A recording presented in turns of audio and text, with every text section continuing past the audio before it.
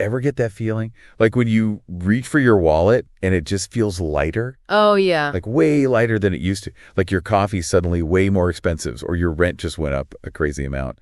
Or like those loan payments are just, Oof, those loan payments, yeah. yeah, they just keep getting bigger. So welcome to the deep dive. Today we are going deep on something that affects all of us every single day. The cost of living. It really does. And it's not just some random thing. We're going to break it down, like how inflation, interest rates, even what governments do plays a huge role in what we pay for stuff, you know? Exactly. And I think a lot of times when we hear about economics, it feels like a whole other language. It can. So we're going to try to translate all that into something that makes sense. We want you to walk away from this really understanding why this stuff matters to you, Absolutely. to your everyday life, with like real examples that we can all relate to. Yeah. So let's just dive right in. The big one, inflation. The big I. We hear about it all the time, but what really is it? And why does it feel like our money just isn't going as far as it used to? So simply put, inflation is when prices for, well, everything just keep going up. Right. And what happens is your money buys less. Like, think about your morning coffee. If it was $2 a while back, and now it's $3 for the exact same cup. Yep. That's inflation. Happens with bigger things, too. Absolutely. Like rent, I've seen places in cities where rent's gone up 5, even 10% every single year. And that's a big chunk of change. It really adds up. And it's like those small things, Yeah. those small increases that kind of sneak up on you. Totally. So what's causing this? What are the main drivers behind inflation? Well, there are a few things. One big one is when there's more demand than supply. Like if a lot of people want something, but there just isn't enough of it to go around. Okay. Businesses can charge more. Simple as that. Yeah. Another big one is that businesses are facing higher costs too, like their raw materials, the fuel to transport things, even just paying their employees. All that goes up, and those costs often get passed on to us, to the consumer. Right. And then there's this whole thing about the government and the money supply. Like, what does that have to do with inflation? So that's a good question. Imagine there's suddenly way more money out there in the economy, Okay. but the amount of stuff to buy stays basically the same. More money, same amount of stuff. That drives up prices because now you have more people with money trying to buy the same things. Okay. It's like an auction. The more bidders you have, Right. the higher the price goes. Makes sense. So who really feels the pinch the most when it comes to inflation? Because I imagine it's not everyone equally right. You're right. It's not. People on a fixed income, like retirees with a pension that doesn't change, Right. they really feel it because their money buys less. Also, people with lower incomes, they tend to spend a bigger chunk of their money on necessities. Like food and gas and things. Exactly. And when those prices go up, Yeah. it hits them harder. Makes sense. And then there's the younger folks just starting out. Right. They haven't had as much time to build up savings. Yeah. So any increase really affects them. Yeah. I was just thinking about this the other day. I was going through some old bank statements. Oh, yeah. And the difference in my grocery bill, even from just a few years ago, Is it shocking? shocking. I mean, even things we don't really think about, like streaming subscriptions. Oh, for sure. They just go up little by little. Creep. Exactly. So, okay, let's switch gears a bit. Okay. Let's talk about interest rates. They seem to be going up lately. And that makes things like credit cards and loans more expensive. Yeah, it does. So what's the deal with interest rates? So interest rates are basically the price you pay to borrow money when you take out a loan for a house or a car or whatever. That lender charges you a percentage of that loan amount. That's the interest rate. It's what they get for lending you the money. Okay. And then you have these things called central banks, like the Federal Reserve in the U.S. or the RBI in India. They have a big impact on these rates. So central banks, like what's their role?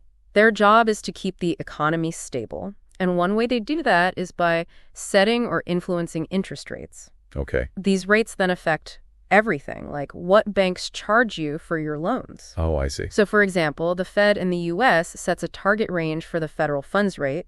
This is the rate banks use to lend each other money overnight. And even though they don't directly set all the interest rates, they definitely influence them. Okay. So how does all this affect me? Well, when those benchmark rates go up, it costs banks more to borrow money. And then they pass those costs on to us. Higher interest rates on mortgages, car loans, personal loans, you name it. So your monthly payments go up.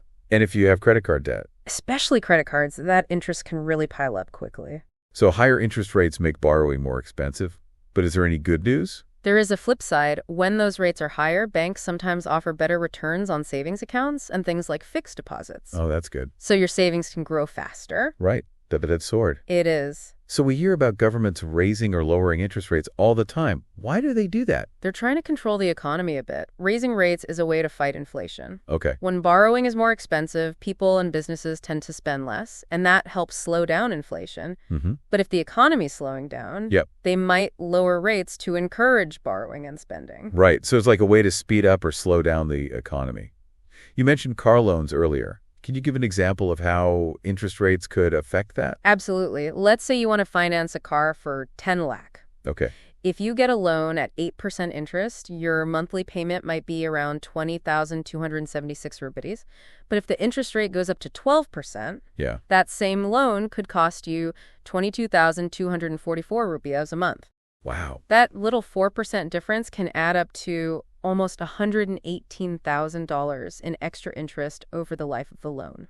That's a lot of money. It is, and it really shows how those interest rates can make a big difference. For sure. Okay. So besides interest rates, what other things do governments do that affect our money? Oh, plenty. They have a bunch of tools they can use that can change how much money we have to spend and even what things cost. Like what? Well, they can offer subsidies, like on fuel or food. Okay. Or they can give tax cuts. Both those things put more money back in our pockets. Right. Like if they lower the gas tax, gas prices go down and you have more money for other stuff. Okay, what about imports and exports? Do those play a role? They do. Governments can put taxes on goods coming in or going out of the country. These are import and export duties. And that can change the prices we pay. Like if they slap a big import duty on electronics, those gadgets get more expensive. Makes sense. Same with food or anything else. What about welfare programs, like food stamps or job training? How do those factor in? Welfare programs are there to help people, especially those who are struggling financially. Right. Things like free school lunches, unemployment benefits, or even healthcare assistance. They give people a bit of a safety net. Okay. And can really help families make ends meet. Now, we've also seen things like stimulus checks. Right. Especially during COVID. Exactly. What effect do those have? Well, they put money directly in people's hands, which can help boost spending when the economy is down. Right. But if they give out too much money and there isn't enough stuff to buy, it can actually lead to more inflation. Oh, okay. Because then you have more money chasing the same amount of goods, which drives up prices. I see. So it's all about balance. Exactly. You talked about fuel taxes earlier. How could that affect prices beyond just the cost of gas? Well, think about it. If fuel gets cheaper, it costs less for businesses to transport things. Okay. Which means they might be able to lower their prices too, like groceries, for example. Makes sense. But on the flip side, if the government keeps spending way more than it takes in, that can cause problems. It could lead to higher interest rates and eventually more inflation. So it's a complicated system. Very much so. Now let's talk about this feeling we all have that everything just costs more, even if our incomes are the same. Why does it feel like we have less money in the end of the month?